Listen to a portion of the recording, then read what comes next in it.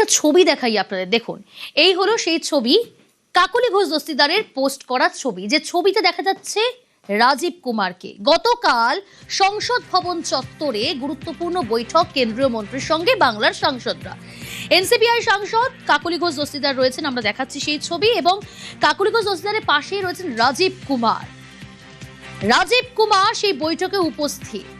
শুধু বৈঠকেই নয়, এই বৈঠকের পরে দিল্লিতে কাকলি ঘোষ দস্তিদার এবং রাজীব কুমারের কথাবার্তা হয়, সূত্র মারফত এমনটাই খবর।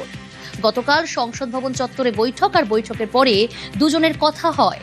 কেন্দ্রীয় মন্ত্রীর সঙ্গে যে বৈঠক হয় এবং বৈঠকের পরেই কথা কাকলি ঘোষ দস্তিদার রাজীব কুমারের। আর এখান থেকেই এই প্রশ্ন উঠছে, তাহলে কি মমতা বন্দ্যোপাধ্যায় আরও একা হয়ে যাচ্ছে? এবার কি অন্য পথের সাংসদ রাজীব কুমারও? 21শে জুলাইয়ের মঞ্চেও দেখা গিয়েছিল রাজীব কুমারকে। এত কম সময় মমতা বন্দ্যোপাধ্যায়ের সঙ্গে কি দূরত্ব তৈরি হয়ে গেল? রাজনৈতিক মহলে গুঞ্জন।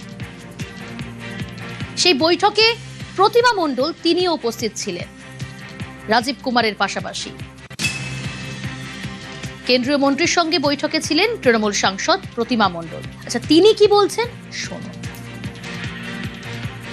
জলশক্তি মন্ত্রণালয়ের মাননীয় মন্ত্রী মহাশয় একটি মিটিং ডেকেছিলেন। সেখানে পশ্চিমবঙ্গের জয়নগর লোকসভা কেন্দ্রের সাংসদ হিসাবে আমি সেখানে উপস্থিত ছিলাম, এবং আমি আমার সুন্দরবন এলাকার সমস্যা এবং পানীয় জল যাতে আমার 7 বিধানসভায় প্রত্যেকের মানুষের কাছে পৌঁছায় সেই বিষয়ে একটি লিখিত চিঠি দিয়েছি মন্ত্রীকে। শুধু তৃণমূল কংগ্রেসের যে তৃণমূল মমতা কালীঘাট পন্থী যেটা বলা হচ্ছে, সেখানে আমি একা ছিলাম না, কিন্তু লোকসভার আরো এমপি ছিলেন এবং রাজ্যসভারও এমপি ছিলেন যারা মমতা পন্থী। এখন তাই আমার এই যাওয়া নিয়ে কেন এত আলোচনা হচ্ছে সেটা আমি বলতে পারবো।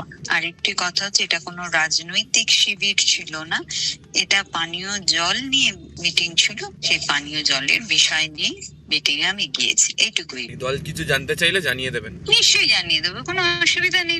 মানুষের জন্য, জলের জন্য গিয়েছি, ব্যাস।